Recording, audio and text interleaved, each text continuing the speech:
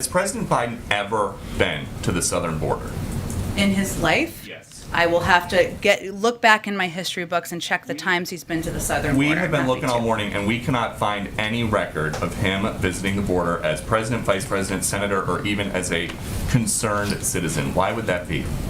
I can check and see when the last time or when he may have been. But tell me more about why you're asking. Because this is a president who makes a point when there are disasters in this country, like a wildfire or a hurricane, to go and see for himself firsthand what the needs are of the local community so that he can have an informed POV to make policy. Why doesn't he do that?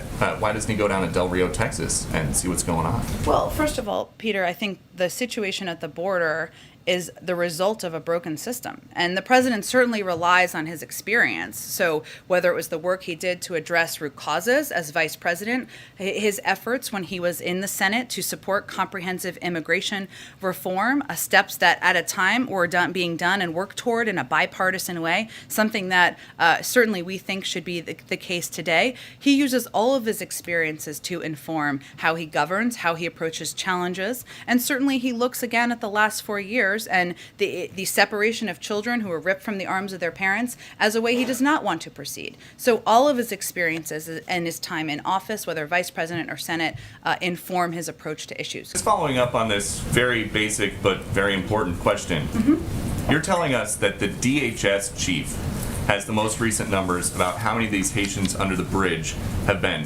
sent back and how many have been released into the U.S. The DHS chief is telling us that he doesn't know. So who else can we ask? You can certainly ask the Department of Homeland Security. I am confident, Peter. I am confident he wanted to have the most up-to-date numbers, and we will venture to get you those. I promise you this afternoon. Is this an issue of not knowing, or is this an issue of a lot more people are being released into the U.S. than are being sent out? That is certainly not the issue. First, I think it's important to reiterate what I conveyed earlier about what the actual process is. Individuals are expelled under Title 42. If they can't be expelled under Title 42, they are put into a removal process.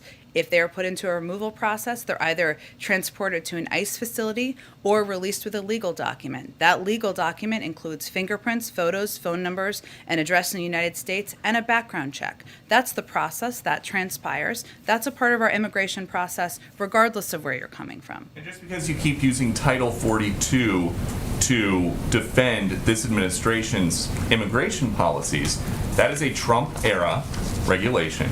You guys came in saying that the Trump-era immigration policy was very inhumane. Title 42 is not an immigration policy. It is a health authority because we're in the middle of a pandemic. The Trump administration approach to immigration was inhumane and was immoral. That's why we need to put a new policy in place, and we need Congress to pass that policy. Unified control, democratic control of Congress. Many months in office, you have not even tried. That's not actually true. There's been a Peter, just factual here. There's been a bill proposed first day in office. Currently, it was proposed as a part of steps were proposed as part of the reconciliation process. Right, the parliamentarian rejected that proposal. They're going back and proposing new options. President supports that. He would like to see immigration reform pass into law, more humane processes.